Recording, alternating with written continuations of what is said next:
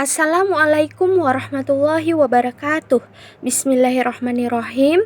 Hari ini kita akan membaca buku Hakikat Berpikir karya Syekh Taqiyuddin An-Nabhani. Pada bab 3 adalah contoh-contoh aktivitas berpikir. Proses berpikir baik untuk memahami fakta-fakta, memahami peristiwa-peristiwa, atau memahami teks-teks, yaitu apakah untuk memperoleh kesadaran atau pengertian, atau al-idrak, comprehension, atau memperoleh pemahaman atau al-fahm, understanding, selalu mengandung kemungkinan untuk salah atau menyimpang, karena proses berpikir selalu mengalami pembaharuan yang terus-menerus dan terdapat variasi yang beraneka ragam. Maka dari itu, tidaklah cukup hanya dibahas metode berpikir, tetapi harus dibahas proses berpikir itu sendiri secara luas dalam berbagai kondisi, peristiwa, dan objek. Maka berikut ini akan dikaji proses berpikir mengenai objek-objek yang dapat dipikirkan dan yang tidak. Juga berpikir tentang alam semesta, manusia, dan kehidupan. Berpikir tentang hidup, berpikir tentang kebenaran, berpikir tentang uslub atau cara melakukan suatu perbuatan, berpikir tentang wasilah atau alat untuk melakukan perbuatan, berpikir tentang tujuan dan sasaran, dan hal-hal lain yang berkaitan dengan proses berpikir. Di samping itu, harus dikaji pula proses berpikir yang berkaitan dengan upaya memahami pembicaraan atau kalam, speech, baik yang didengar maupun yang dibaca. Proses berpikir dalam memahami teks-teks tetap harus dikaji. Objek-objek yang dapat dipikirkan dan yang tidak. Studi tentang objek yang dapat atau sah, valid, dipikirkan dan yang tidak, di samping hal yang aksiomatis atau tidak perlu pembuktian, juga merupakan pangkal masalah atau uqdah al-uqad dan dapat menggelincirkan banyak orang, termasuk para pemikir sekalipun. Dikatakan aksiomatis karena definisi akal atau pengetahuan yang pasti tentang makna akal telah memastikan secara aksiomatis bahwa proses berpikir hanya mungkin terjadi pada suatu fakta atau sesuatu yang mempunyai fakta.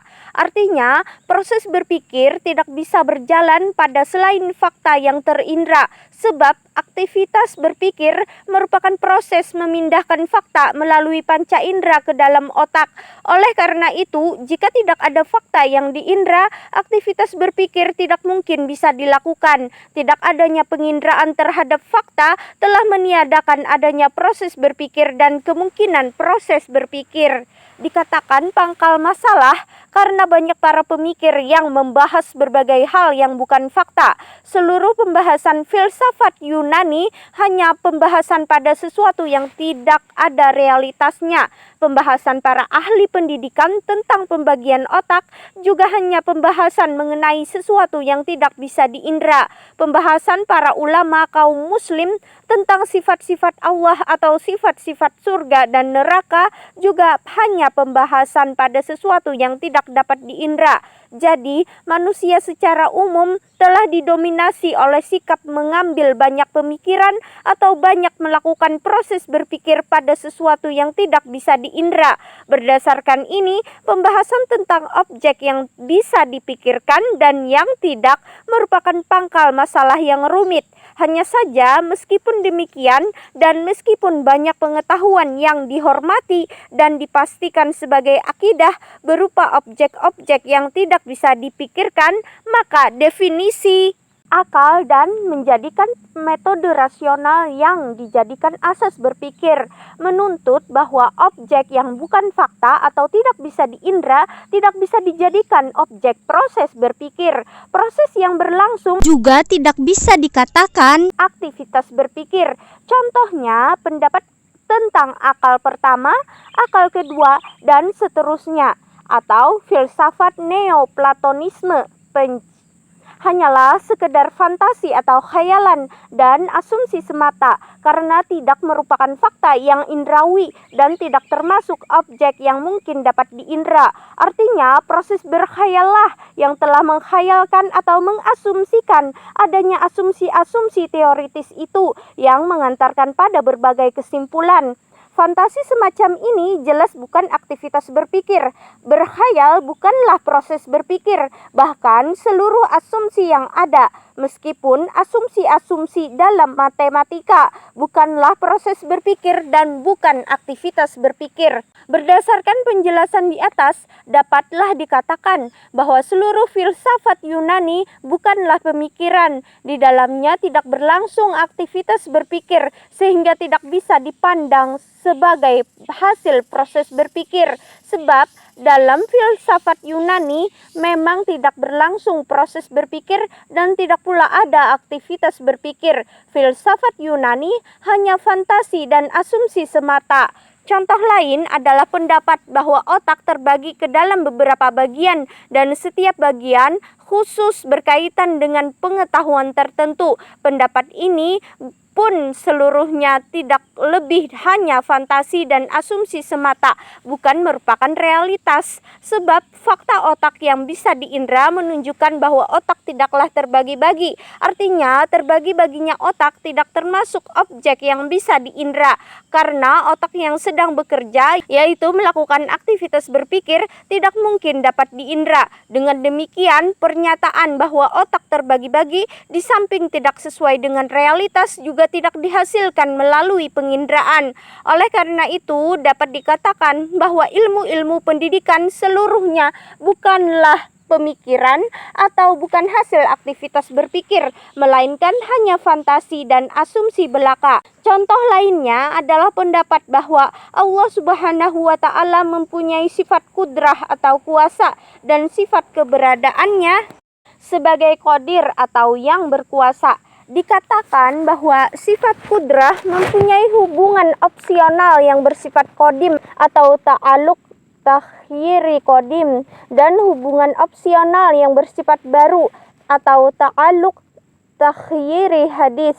Demikian juga pengajuan berbagai argumentasi rasional tentang sifat-sifat Allah.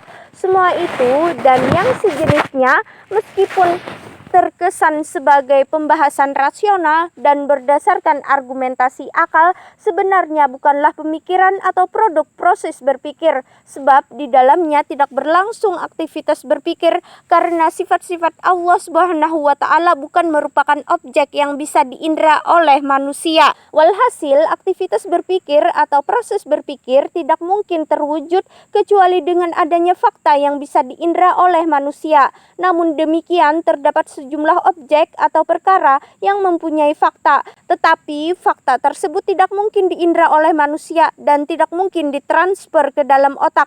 Meski demikian, pengaruh atau bekas atau atsar, efek, fakta itu bisa diindra oleh manusia dan bisa ditransfer ke dalam otak melalui proses penginderaan. Perkara semacam ini merupakan suatu hal yang padanya dapat berlangsung aktivitas berpikir. Dengan kata lain, padanya akan berlangsung sebuah proses berpikir. Akan tetapi, proses berpikir yang terjadi hanya terkait dengan eksistensi atau keberadaannya semata, bukan dengan hakikatnya. Sebab yang ditransfer ke dalam otak hanyalah pengaruh atau bekasnya, sedang pengaruh hanya menunjukkan keberadaannya saja, tidak menunjukkan hakikatnya. Contohnya, jika ada pesawat terbang tinggi sekali sampai tidak bisa terlihat dengan mata telanjang, tetapi suaranya bisa terdengar, maka suara pesawat tersebut dapat diindra oleh manusia. Suara tersebut merupakan bukti keberadaan pesawat, tetapi suara itu tidak bisa menunjukkan hakikat atau nature pesawat.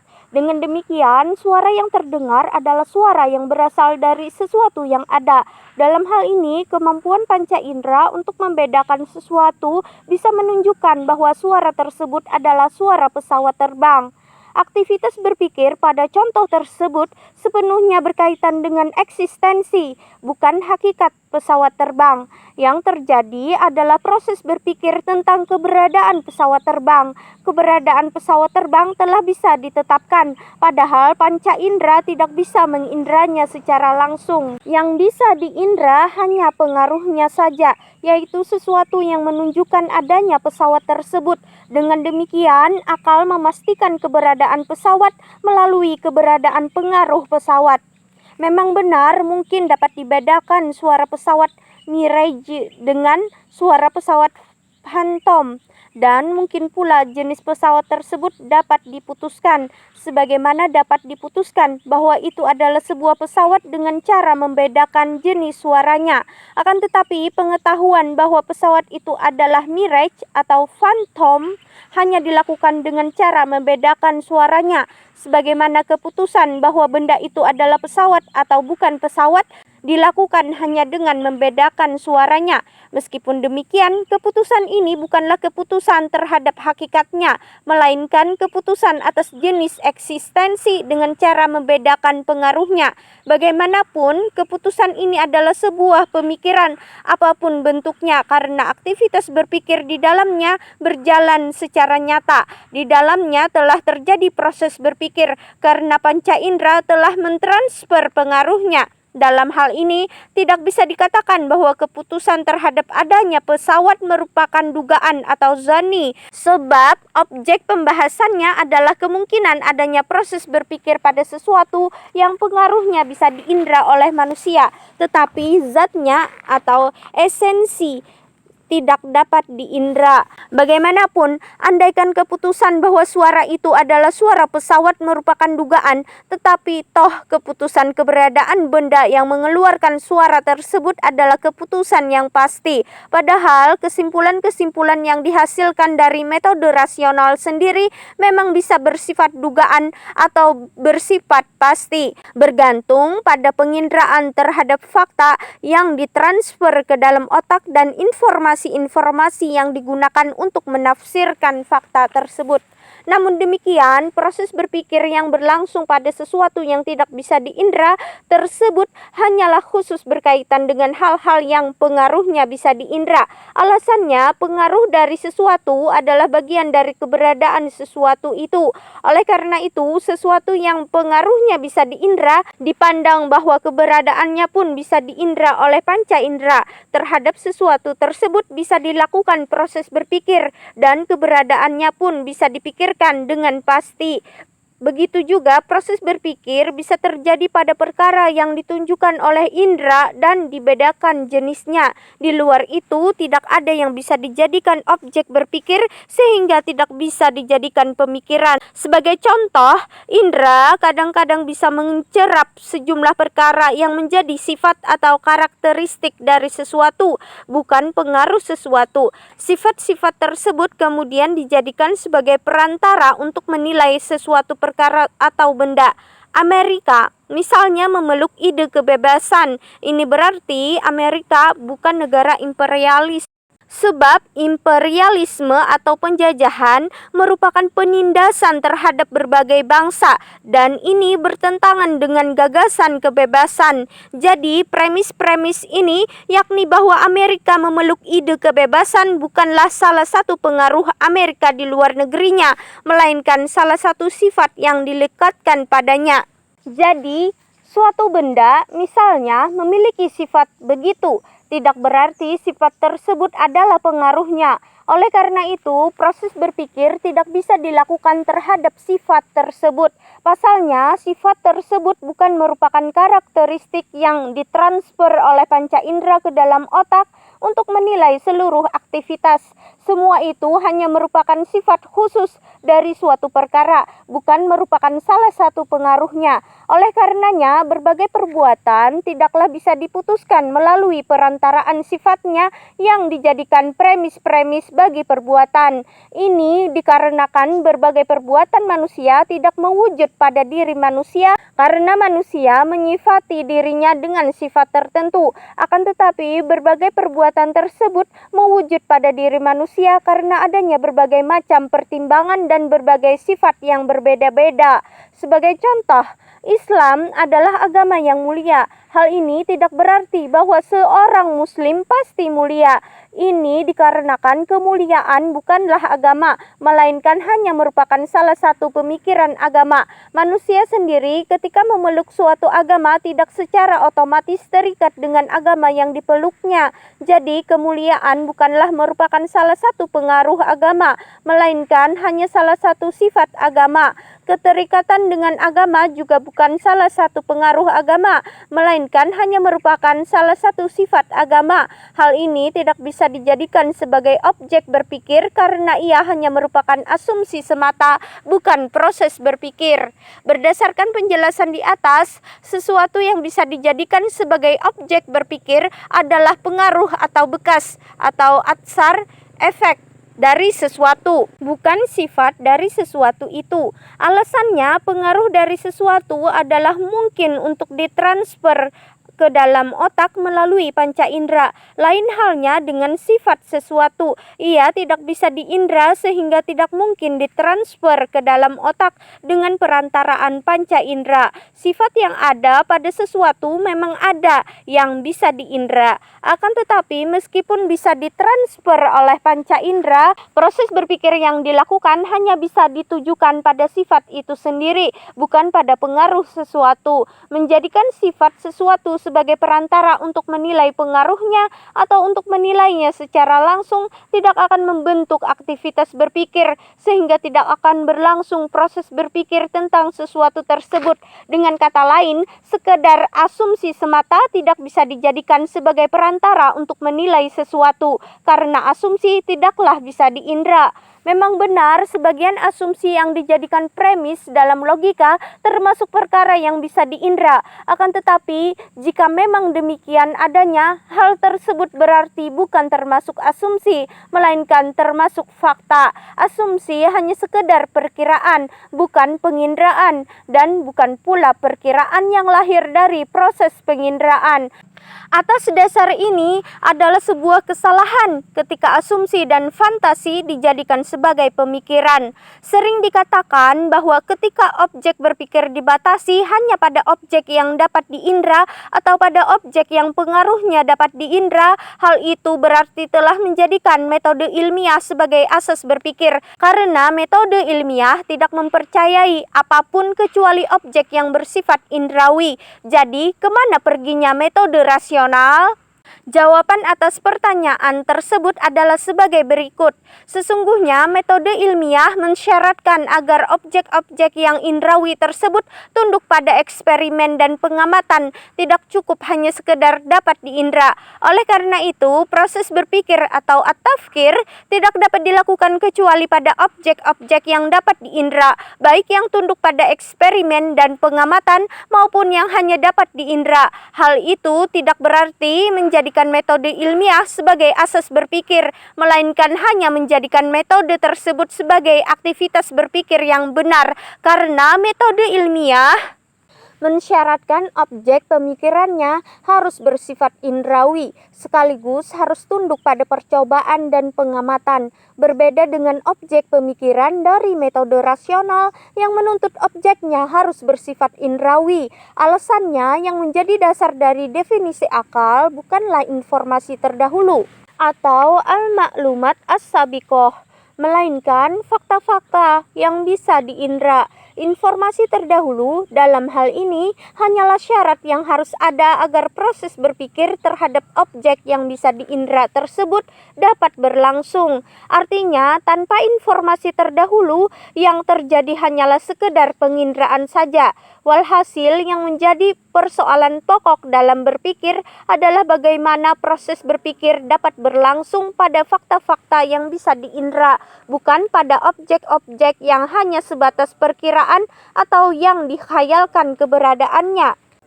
Jadi, pernyataan bahwa proses berpikir manusia pertama telah berlangsung dengan metode tertentu tidak bisa dipandang sebagai proses berpikir. Sebab manusia pertama bukanlah fakta yang dapat diindra. Manusia sekaranglah yang merupakan fakta yang dapat diindra. Artinya, kita harus mengambil manusia yang ada pada saat ini untuk mengkaji bagaimana proses berpikir yang berlangsung pada dirinya. Setelah itu, kesimpulan yang dihasilkan dari pengkajian tersebut kita terapkan pada jenis manusia, sebab jenis yang sama tidak akan berbeda-beda atau tipe yang sama tidak akan berbeda-beda. Jika kita mengambil satu butir tanah atau tanah tertentu yang kemudian kita indra, hasil pengindraannya pasti akan sama pada seluruh jenis tanah tersebut, baik tanah itu di hadapan kita maupun tidak, baik dijalankan proses berpikir terhadap tanah tersebut maupun tidak. Yang penting adalah kenyataan bahwa sesuatu yang menjadi objek pemikiran haruslah berupa fakta yang dapat diindra, baik zatnya ataupun pengaruhnya. Dengan demikian, secara mutlak dapat dikatakan bahwa proses berpikir pasti tidak akan dapat berlangsung pada objek apapun yang tidak dapat diindra, baik zatnya ataupun pengaruhnya. Atas dasar ini, harus menjadi kejelasan bahwa keputusan apapun yang dikeluarkan atau informasi apapun yang diambil dari selain fakta atau indrawi atau dari fakta yang diasumsikan atau dikhayalkan saja keberadaannya tidak dapat dipandang, ditinjau dari segi manapun sebagai pemikiran atau merupakan produk akal. Ini dikarenakan akal tidak akan bekerja tanpa adanya fakta yang dapat diindra atau yang dapat diindra pengaruhnya. Maka proses berpikir tidak akan berlangsung kecuali pada fakta atau pada pengaruh atau bekas dari fakta, tidak pada objek-objek di luar itu. Oleh karena itu, banyak sekali perkara yang diklaim sebagai pemikiran, baik yang terdapat di dalam buku-buku maupun yang dijadikan sebagai wacana, sesungguhnya tidak bisa dianggap sebagai hasil kerja akal atau hasil dari proses berpikir, sehingga selanjutnya tidak bisa dipandang sebagai pemikiran. Dalam hal ini, sering dijumpai perbincangan tentang hal-hal yang gaib atau al-mughayyabat ansen, baik yang gaib dari seorang pemikir maupun gaib dari penginderaan. Lantas, apakah dengan demikian kesibukan otak untuk mencerap hal-hal gaib tidak dapat disebut sebagai proses berpikir? Selanjutnya, apakah pendapat yang dilontarkan seputar hal-hal yang gaib tidak bisa disebut pemikiran? Jawabannya adalah bahwa berbagai perkara yang gaib dari seorang pemikir sebenarnya bukanlah hal yang gaib, tetapi tetap dipandang sebagai sesuatu yang hadir atau dapat disaksikan. Sebab yang dimaksud dengan mentransfer penginderaan adalah transfer manapun yang dilakukan oleh manusia manapun, bukan yang hanya dilakukan oleh pemikir tertentu saja. Sebagai misal, Makkah dan Baitul Haram, ketika keduanya atau salah satunya sedang dipikirkan oleh seseorang yang belum pernah melihat dan mengindranya, tidak berarti ia berpikir tentang sesuatu yang tidak dapat diindra. Sebaliknya, ia tetap dianggap sedang memikirkan sesuatu yang dapat diindra. Sebab yang dimaksud dengan sesuatu yang dapat diindra bukanlah yang secara langsung dapat diindra oleh seseorang, melainkan sesuatu yang pada faktanya memang dapat diindra oleh siapapun. Proses berpikir mengenai hal-hal yang gaib dari seseorang tetap dianggap sebagai proses berpikir, dan aktivitas otak untuk memikirkannya juga tetap dipandang sebagai proses berpikir. Oleh karena itu, sejarah tetap dianggap sebagai pemikiran, meskipun penulisan atau pembicaraan mengenai sejarah tersebut telah berlangsung ribuan tahun. Pengetahuan masa lalu juga tetap dianggap sebagai pemikiran, begitu juga aktivitas otak terhadapnya, meskipun berlangsung setelah ribuan tahun. Demikian pula dengan berbagai berita yang disampaikan melalui telegram, dan aktivitas otak ketika memikirkannya tetap dipandang sebagai proses berpikir, meskipun datang dari jarak yang sangat jauh. Dengan demikian, hal-hal yang gaib dari seorang pemikir tidak secara otomatis merupakan hal yang gaib secara mutlak, melainkan tetap termasuk sesuatu yang bisa diindra, sebab penginderaan tidak disyaratkan harus ada pada diri seorang pemikir. Karena kadang-kadang dia menerima informasi tentangnya dan kadang-kadang dia hanya sekedar mendengar atau membacanya. Yang terpenting di sini adalah bahwa suatu pengetahuan tidak akan menjadi pemikiran kecuali jika dihasilkan dari fakta-fakta yang dapat diindra. Jadi, pengetahuan tentang fakta-fakta yang bisa diindra atau yang dapat diindra pengaruhnya adalah pengetahuan yang bisa menjadi pemikiran, sehingga aktivitas otak terhadapnya dipandang sebagai proses berpikir. Di luar itu tidak bisa disebut sebagai pemikiran, sehingga aktivitas otak terhadapnya juga tidak dapat dikategorikan sebagai proses berpikir. Adapun hal-hal yang gaib dari penginderaan, inilah yang menjadi persoalan. Untuk menjawabnya harus diperhatikan terlebih dulu, yaitu jika hal gaib tersebut disampaikan atau diriwayatkan dari sumber yang sudah dipastikan kebenaran perkataannya dan kebenaran sumber itu telah ditetapkan dengan dalil yang pasti atau qat'i, maka hal gaib tersebut dianggap pemikiran. Aktivitas otak terhadapnya dianggap sebagai aktivitas berpikir, yakni proses berpikir. Ini karena kepastian adanya sumber yang menyampaikan atau yang meriwayatkan telah ditetapkan melalui penginderaan dan pemikiran yang pasti. Dan kebenaran perkataannya juga telah ditetapkan melalui penginderaan dan pemikiran yang pasti. Karena itu, hal gaib seperti itu pada asalnya dianggap berasal dari sesuatu yang terindra atau dari sesuatu yang terindra pengaruhnya. Selain itu, keberadaan sumbernya serta kebenarannya telah ditetapkan dengan pemikiran yang pasti, maka perkara gaib tersebut dipandang sebagai pemikiran. Juga aktivitas otak terhadapnya disebut proses berpikir. Sama saja apakah penyampaian atau periwayatannya ditetapkan dengan dalil yang pasti atau qat'i atau dugaan atau zonni, karena kepastian hanya disyaratkan pada keberadaan sumber dan kebenaran sumber, sehingga hal gaib itu bisa disebut pemikiran. Di sini tidak disyaratkan adanya kepastian dalam sumber atau ketetapan perkataannya atau subut al-qaul, tetapi disyaratkan kebenaran perkataan meskipun dengan jalan dugaan kuat atau ghalabatuz zan. Jadi, perkara yang gaib yang berasal dari pihak yang keberadaan dan kebenarannya telah ditetapkan dengan dalil yang pasti dipandang sebagai pemikiran. Juga aktivitas otak terhadapnya dipandang sebagai proses berpikir jika kemunculannya telah dinyatakan telah benar, baik dinilai benar melalui jalan yang pasti maupun benar melalui jalan dugaan kuat. Akan tetapi hal gaib yang kemunculannya berasal dari sesuatu dipastikan keberadaannya dan dipastikan kebenarannya. Jika kebenarannya bersifat pasti, maka ia merupakan sesuatu yang pasti sumbernya dan pasti pengertiannya atau qat'i as-subut, qat'i ad-dalalah. Maka hal itu wajib dibenarkan secara pasti atau at-tasdik al-jazim, dan tidak boleh ada keraguan sedikit pun padanya. Jika kebenarannya tidak bersifat pasti tetapi bersifat dugaan atau zonni, maka boleh membenarkannya dengan tidak secara pasti atau tasdik ghair jazim.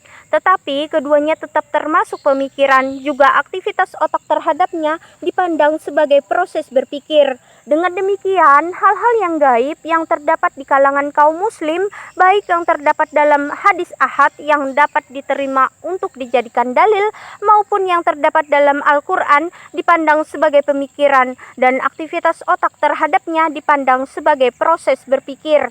Adapun perkara gaib yang berasal dari sumber yang tidak dipastikan kebenarannya dan tidak dipastikan kebenarannya, maka ia tidak menjadi pemikiran, dan aktivitas otak terhadapnya bukanlah proses berpikir, melainkan hanya khayalan atau fantasi dan asumsi, serta semata-mata omong kosong. Karena itu, hal-hal yang gaib tidaklah dipandang sebagai pemikiran, dan aktivitas otak terhadapnya bukanlah merupakan proses berpikir, kecuali jika ia berasal dari sesuatu yang dipastikan keberadaannya dan dipastikan pula kebenarannya secara sahih.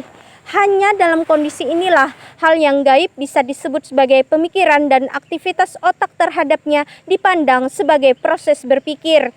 Ini dikarenakan hal-hal gaib itu disandarkan pada sesuatu yang bisa diindra dari sisi asalnya, sebab ia dianggap berasal dari pihak yang dapat mengindranya, atau hal gaib itu telah diambil dari pihak yang dipastikan keberadaannya dan dipastikan pula kebenarannya. Selain kondisi ini, maka hal-hal gaib bukanlah pemikiran dan aktivitas otak terhadapnya pun tidak disebut proses berpikir. Ini karena hal gaib tersebut tidak termasuk objek yang bisa diindra. Jadi, berpikir adalah aktivitas otak terhadap objek-objek yang bisa diindra atau yang bisa diindra pengaruhnya.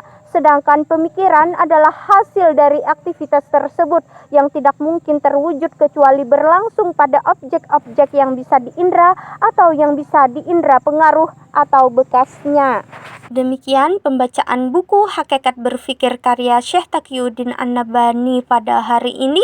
Kita lanjutkan pada hari berikutnya. Semoga bermanfaat. Wassalamualaikum warahmatullahi wabarakatuh.